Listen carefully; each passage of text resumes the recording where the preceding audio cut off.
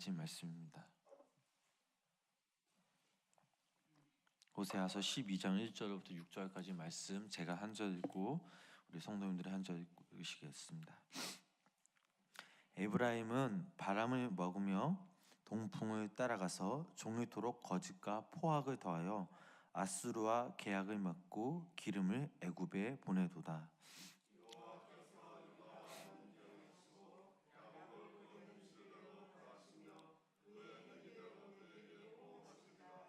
야곱은 모태에서 그의 형의 발 뒤꿈치를 잡았고 또 함으로는 하나님과 겨루되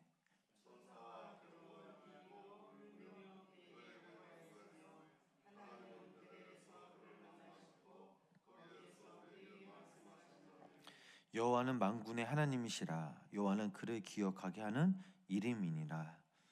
즉 너의 하나님께로 돌아와서 인애와 정의를 지키며 항상 너의 하나님을 바랄지니라. 아멘. 오늘 하루도 하나님의 크신 은총이 우리 성도님들에게 임하시길 주님의 이름으로 간절히 축원합니다. 호세아를 우리가 계속해서 읽고 있습니다. 이 전반부를 읽어보면 조금 우울하고 또 침울하지만 12장 말씀부터는 하나님의 은혜와 사랑이 그 담긴 말씀으로 채워져 있습니다. 11장 말씀부터 예언이 담겨져 있고 또 회개하고 하나님께 돌아가라는 이 호세아의 간절한 외침이 들어 있습니다. 하나님은 이스라엘 백성들에게 말씀하셨습니다. 너희들이 회개하고 나에게 다시 돌아온다면 내 집에 머물게 하며 영원히 그곳에서 안전하게 머물 것이라 라고 말씀하고 계십니다. 하나님은 이스라엘 백성들을 부르실 때 그냥 부르신 것이 아니라 어떠한 생각과 목적 또 어떠한 그 스토리를 가지고 부르셨습니다. 이 스토리의 시작은 바로 하나님의 아들이라는 그것을 삼으신 것이었고 또 이 스토리는 계속해서야 써져야만 했습니다. 그러나 이 이스라엘 백성들은 하나님의 아들이 되는 것을 원치 않았습니다. 여기 모인 우리들도 마찬가지입니다. 우리들도 하나님의 자녀라는 그 하나님의 놀라운 권세를 우리가 입었습니다. 여기서 중요한 사실은 어떻게 우리가 하나님의 자녀로서 살아가느냐, 이것이 참으로 중요합니다. 우리가 구원을 받았다고 해서 우리가 단번에 변화되는 것은 아닙니다. 우리가 하나님의 말씀을 진리로 받아들였을 때 하나님께서는 우리가 하나님 그 말씀을 통해 순종할 수 있는 길을 예비케 하셨습니다.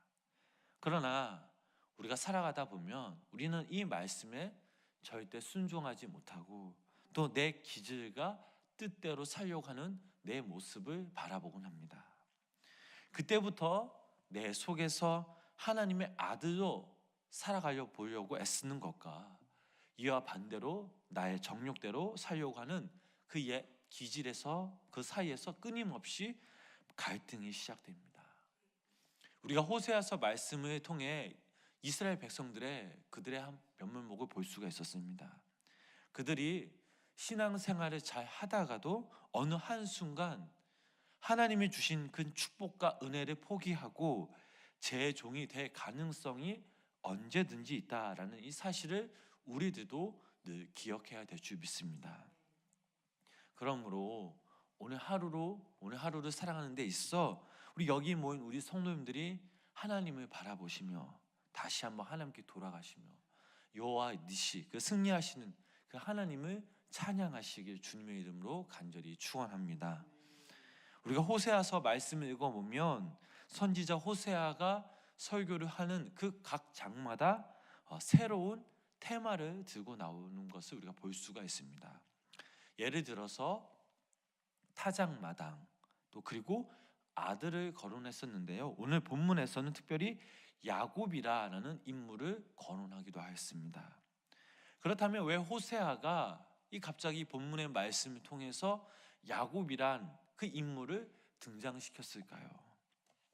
하나님은 그 이스라엘 백성들에게 그들의 조상인 야곱의 그 이야기를 말씀해 주심으로 비록 야곱이 하나님과의 관계를 원했더라도 원했더라도 젊은 시절 그의 삶이 거짓으로 어둑졌고 야곱처럼 복잡한 인생을 산 사람도 없다라는 것을 인지시켜 주려고 하셨습니다. 즉 야곱이 하나님으로 인해서 그의 삶이 하나님께로 돌아가는 것을 볼 수 있었고, 또 이제 이 에브라임과 유다 백성들이 이 야곱의 이야기를 통해서 다시 한번 하나님을 통해 하나님께 나아가길 하나님은 간절히 원하고 계셨습니다.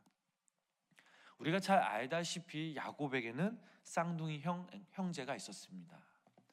그의 형 에서는 먼저 어머니의 태에서 나왔습니다. 이것은 사건의 일반적인 흐름에서 아버지의 상속자가 에서가 될 것임을 의미하였습니다. 그러나 야곱은 처음부터 이러한 사실을 받아들이지 않았습니다. 에서가 태어날 때 야곱의 가냘픈 그 손이 형의 그 뒷발꿈치를 꽉 잡고 있었습니다.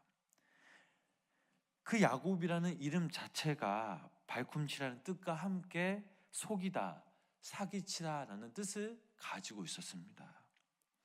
이 시점부터 야곱은 성장하면서부터 속이고 또 욕심을 부렸습니다.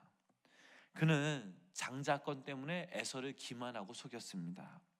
결국에는 눈먼 아버지를 속여 자기를 장자로 생각하도록 하여 비록 이 노인이 무엇이 옳지 못하다고 의심하지 못할 때 아버지의 장자권을 받았습니다. 물론 에서는 이 일에 대하여 즐거워하지 않았습니다. 결국 이 야곱은 형 에서의 그 진노를 피하여만 했습니다. 우리가 말씀을 읽어보면 야곱이라는 사람은 참 변화되기 힘든 사람이었습니다. 야곱 인생 중에 그 하나님이 베델에 나타나셔서 엄청난 체험을 하게 하셨지만 이것으로 야곱의 기질을 바꾸어 놓지 못했습니다. 그런데 결과적으로 야곱이 어떻게 되었습니까? 하나님께서 그의 삶을 포기하지 않으시고 그 야곱의 인생에 늘 개입하셔서 그의 기질을 꺾으시고 또한 그가 하나님의 말씀에 순종할 수 있도록 늘 하나님께 돌아오기만을 원하고 기다리셨습니다. 가장 거짓이었던 그 사람, 야비했던 그 한 사람이 포기하지 않으시는 그 하나님으로 인해서 변화되었습니다. 그러면서 하나님은 야곱에게 이렇게 말씀하셨습니다. 창세기 35장 1절부터 2절 말씀을 함께 읽어보시겠습니다. 하나님이 야곱에게 이르시되 일어나 베델로 올라가서 거기 거주하며 네가 내 형 에서의 낯을 피하여 도망하던 때에 내게 나타났던 하나님께 거기서 제단을 쌓아라 하신지라. 야곱이 이에 자기 집안 사람과 자기와 함께한 모든 자에게 이르되 너희 중에 있는 이방 신들을 버리고 자신을 정결하게 하고 너희들의 의복을 바꾸어 입으라 라고 말씀하셨습니다. 이후 창세기 35장 10절 또한 이렇게 말씀하셨습니다.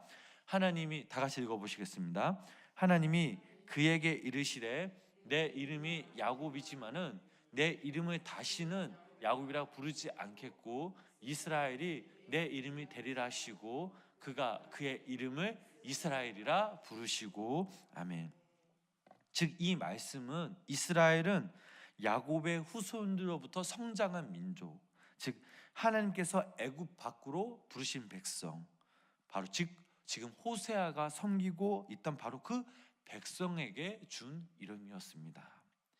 야곱에 관한 이 말씀이 수백 년 후에 호세아 시대의 이 백성들, 그리고 우리가 무슨 상관이 있겠습니까?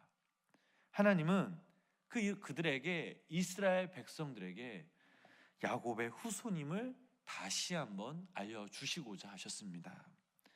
하나님은 야곱에게 그랬던 것처럼 이스라엘 백성 너희들도 나로 인해서 변화되리라 라고 요구하고 계시는 것입니다. 그들 스스로 죄를 회개하지 않는다면 하나님은 그들을 바라보시며 그들을 벌하시고 그들의 행위에 따라 그들에게 갚으신다라고 말씀하고 계십니다. 우리 본문 2절 말씀을 우리 다시 한번 우리 함께 읽어 보시겠습니다. 본문 2절 말씀입니다. 여호와께서 유대와 논쟁하시고 야곱을 그의 행실대로 범하시며 그의 행위대로 그에게 보응하시리라. 아멘. 계속해서 우리 6절 본문 6절 마지막 절 말씀 함께 읽어보시겠습니다. 그런즉 너의 하나님께로 돌아와서 인애와 정의를 지키며 항상 너의 하나님을 바랄지니라. 아멘.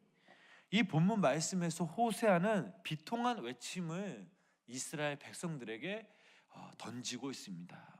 이 말씀은 호세아만 외친 것이 아니었습니다. 미가는 백성들에게 이렇게 외쳤습니다. 미가 6장 8절 말씀 우리 함께 읽어보시겠습니다. 미가 6장 8절 말씀입니다. 사람아, 주께서 선한 것이 무엇임을 내게 보이셨나니 여호와께서 내게 구하시는 것은 오직 정의를 행하며 인자를 사랑하며 겸손하게 내 하나님과 함께 행하는 것이 아니냐. 이 메시지 역시 지금까지 살아온 길을 바꾸고 하나님께 나아가야 된다라는 사실입니다. 사랑하는 성도님 여러분, 오늘 본문 말씀에서 호세아가 언급한 이 야곱, 무엇이 이 야곱을 변화시켰습니까? 바로 포기하지 않으시는 하나님의 열정과 사랑이었습니다. 이 말씀은 야곱에게만 또 이스라엘 백성들에게만 국한되는 것이 아니라 오늘날 이 땅에서 살아가는 우리들에게도 동일하게 적용되는 말씀입니다. 하나님은 여기 모인 우리들도 자녀들로 부르셨지만 언젠가 우리들도 야곱처럼 하나님께 귀하게 쓰임받는 자녀가 될 것임을 믿으시기를 바랍니다. 중요한 사실은 매 순간순간마다 우리가 하나님의 말씀을 붙잡고 살아가며 우리가 하나님께 마음을 드리는 자들이 되어야 될 줄 믿습니다. 하나님께서는 우리가 살든지 죽든지 당신의 자녀로 만들어 놓으십니다. 여기 모인 우리들도 하나님을 믿는다 하면서 끊임없이 하나님의 은혜를 저버리고 우리의 정욕대로 살려고 하는 기질을 누구나 다 갖고 있습니다. 그러면 이때 하나님이 어떻게 하십니까? 당신의 열정과 그 사랑으로 우리를 끝까지 포기하지 않으시고 우리에게 쫓아오십니다. 중요한 것은 우리가 그 순간 그때에 하나님께 돌아가야 된다라는 사실입니다. 포기하지 않으시는 그 하나님을 믿고 의지하며 하나님께 돌아서야 합니다. 이제 우리가 행해야 할 것은 바로 우리의 삶을 주님께 맡기며 또 주 안에서 회복하며 우리를 이끄시고 산을 인도하시는 하나님께 오늘 하루로 나아가야 될 줄 믿습니다. 이삭의 하나님, 야곱의 하나님, 그리고 여기 우리 성도님들 각자 하나님께 돌아갈 때 우리는 하나님의 자녀로서 오늘 하루도 귀하게 진실되게 살아갈 수가 있습니다. 그러므로 오늘 하루 살아가시면서 나의 정욕과 기질을 모두 벗어 던지고 내 자신을 자랑하는 것이 아니라 나를 만드시고 나를 이끄신, 나를 돌이키신 그 하나님을 자랑하시기를 바랍니다. 우리의 삶을 통해 주님에게는 기쁨이요 영광, 또한 이 땅에 사는 우리들은 평안과 감사로 오늘 하루 주님으로 인해서 더욱더 귀하고 복된 하루 보내실 수 있도록, 또 무엇보다 살아계시고 나를 이끄신 또 인도하신 그 하나님의 열정과 사랑을 고백하며 찬양하시는 우리 귀한 성도님들 될 수 있도록, 또 오늘 하루도 하나님께 돌아가는 우리 귀한 성도님들 되시길 주님의 이름으로 간절히 축원합니다. 기도하시겠습니다. 하나님, 오늘 이 새벽 주님의 전에 모여서 우리가 하나님을 찬양하고 또 말씀을 듣고 또 이 시간 우리가 함께 기도할 수 있는 시간 허락하여 주심에 감사를 드립니다. 시간 하나님, 우리가 주님께 드린 이 마음들, 이 예배 주님께서 받아 주시옵소서. 우리가 드린 이 예배가 헛되지 않도록 또 이 예배의 감격이 우리의 삶의 귀한 밑거름이 될 수 있도록, 또 하나님께 나아갈 수 있는 귀한 통로가 될 수 있도록 주님 인도하여 주시옵소서. 살아가다 보면 내 기질 때문에, 내 욕심 때문에 하나님을 배반한 적도 있었고 또 하나님을 멀리한 적도 있었습니다. 그러나 포기하지 않으시는 그 하나님의 사랑과 열정이 오늘 저희들이 열정을 통해 이 자리에 앉을 수 있었고 또 하나님을 주로 고백할 수 있었습니다. 하나님, 이제는 우리가 하나님의 자녀답게 이 땅에서 거룩하게 살아가게 하시고 또 우리를 통해 그리스도의 향기가 전파될 수 있도록 또 우리를 통해 오직 주님만이 영광 받으시는 주님의 귀한 참된 백성들이 되게 하여 주시옵소서. 이 시간 우리가 함께 머리 숙여 마음과 뜻과 정성을 다해 주님 앞에 기도하며 나아갑니다. 하나님, 간절히 기도하는 그 성도님들의 마음을 하나님께서 헤아려 주시고 또 하나님 때 응답받는 놀라운 역사와 은혜가 우리의 삶을 통해 이루어지게 하여 주시옵소서. 오늘 하루도 우리가 주님께 돌아서며 주님만을 생각하며 따르는 또 주님으로 인해서 감사와 평안이 우리 삶 가운데 부어주셔서 우리가 오늘 하루도 주님으로 인해 더욱더 강구하며 주님에 따라 순종하며 성령님께서 이끄시는 그 삶을 통해 우리가 믿음으로 나아가게 하여 주시옵소서. 예수님의 이름으로 간절히 기도드렸습니다. 아멘.